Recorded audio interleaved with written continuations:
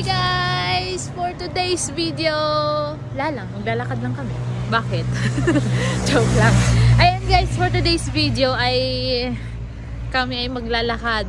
Maglalakad lang kami guys. Pero habang kami ay naglalakad guys, kukwentuhan ko kayo guys sa love story namin itong aking lolo, ang aking asawang si Raf. Ayan guys. Nagsimula kami guys dahil lang sa wrong cent na load. Way back 2012 guys. That time guys, yung number namin dalawa ay magkaparehas yung dulo. Which is nagpa-load lang naman ako noon guys. Habang ako nagpa-load ay hindi ko na malayan guys. Tara sa isa. Tatawid ka. Mali pala yung number na i-dial ko guys. Instead of 292, ang nailagay ko ay 191 ang dulo. Magkaparehas yung simula ng number namin guys. Pero yung dulo lang yung magkaiba. Sa akin ay 292. Sa kanya ay 191. Nagpa-load ako ng 10 piso. Ito naman si lola nyo. Edi minessage yung number na yon.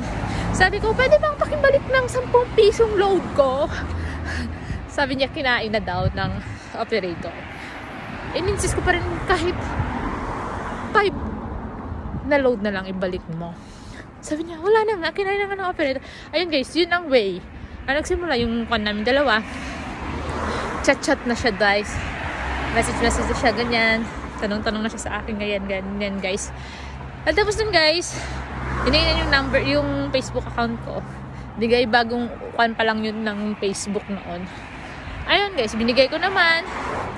Kasi alam ko parang friendly naman siya. Ayun guys, hindi nag-chat kami guys. High school pa nun guys nag-start. Tapos guys, hindi kami nag-meet. At hindi ko yun alam naman na nandun din siya sa probinsya na yun kung nasaan ako. Tapos guys, that time kasi talaga guys, hindi pa talaga ako ready mag-boyfriend. Kung mag-boyfriend man siguro ako, hindi pa talaga seryoso. Kasi nga, tutok talaga ako sa studies ko. That time, kunwari, good girl. Ayun nga guys. Pagkatapos nun, nanligaw to siya, nanligaw siya sa akin. Pero hindi ko siya sinagot.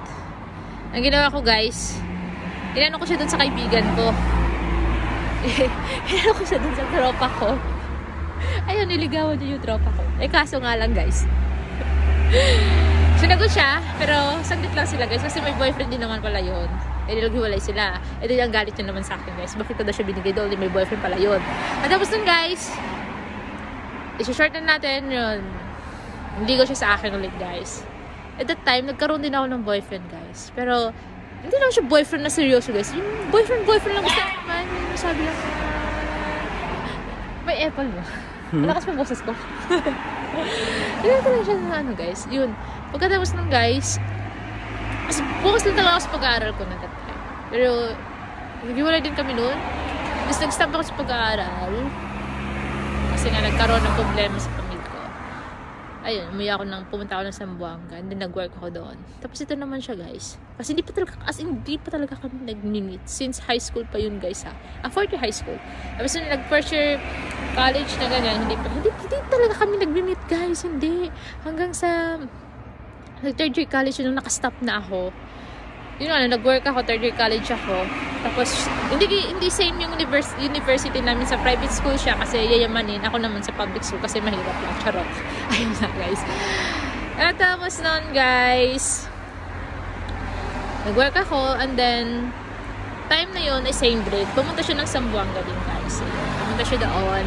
At tapos, sabi niya mag-meet tayo. And then sabi ko sa kanya, sige ganyan. At tapos nun guys, sabi ko before kami mag-meet, pumunta muna ako dun sa Fort Pilar. Doon, kung saan ako always nag-play guys. Pumunta ako dun.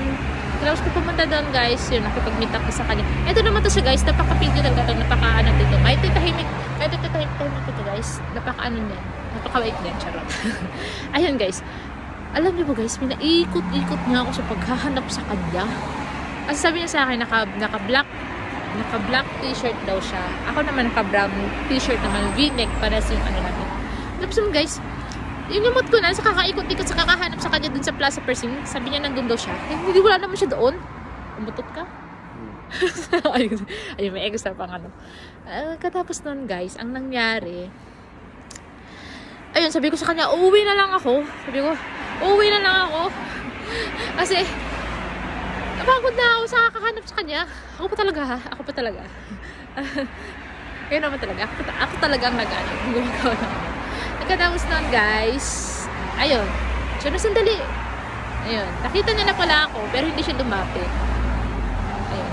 Ayaw mo guys, kinurot ko siya. Nang lumapit na siya, kinurot ko siya. Kasi sinamot ko sa kanya. Ang tagal ko nag-ikot-ikot sa kakahanap sa kanya. Nakita niya na pala ako, pero hindi lang siya lumalapit.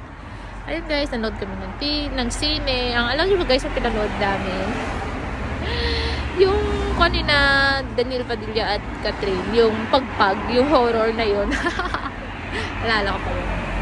Yun ang pinanood namin dalawa, yung pagpag guys. Pagpag. Tapos yun guys, i-short natin. Nag-decide ulit yung mga tita ko na i-continuous ko yung pag-study ko kasi isang taon na lang mag-graduate na ako. At that time guys, siya ay ano na, 4th year college na. Ako naman ay 3rd year. Mag-graduate na siya guys. At saka yun guys, umuwi na ako balik dun sa probinsya namin. Nag-aral ko saan siya din na probinsya doon. Nag-aral ulit ako. Ayun na nga guys, ang nangyari ay nagkaroon kami ng una is sweet lang. Ay siya na pumunta sa campus namin. Lagi siyang pumunta doon. Ganun. Magla-lunch kami sabay. Ganun. Hatid niya pa ako sa bahay pa uwi. Ganun siya kakaano noon guys. Tapos bigla na lang siya ng lamig. Kasi nga guys.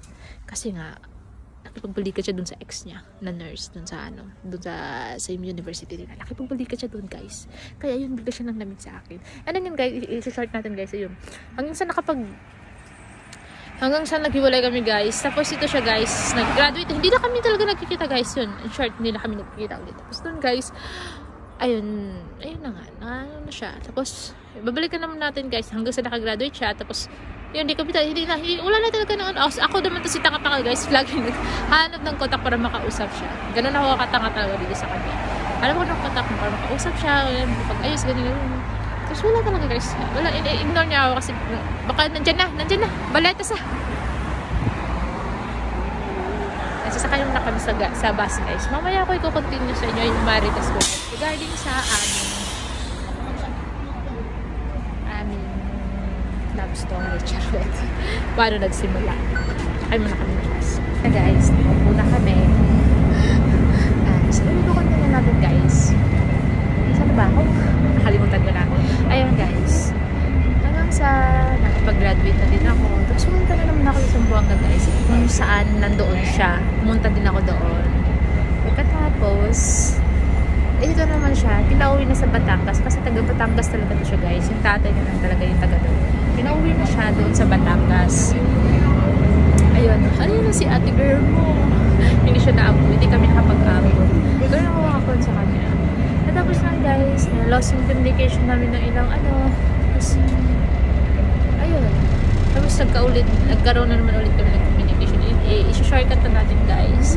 Ayun na, mag-contact kami dalawa ulit. Ayun, tapos hapon sabi niya sa akin, that time is guys, mag-exam na ako noon para sa sa course ko para makakuha ng real license. Ayun, sabi niya sa akin, doon na lang daw sa Batangas. Kaya ako naman si ate girl na sobrang sumama na, pumunta naman ako dun sa Batangas guys. At saka yun guys, doon na pala nag-break ako doon. Ayun,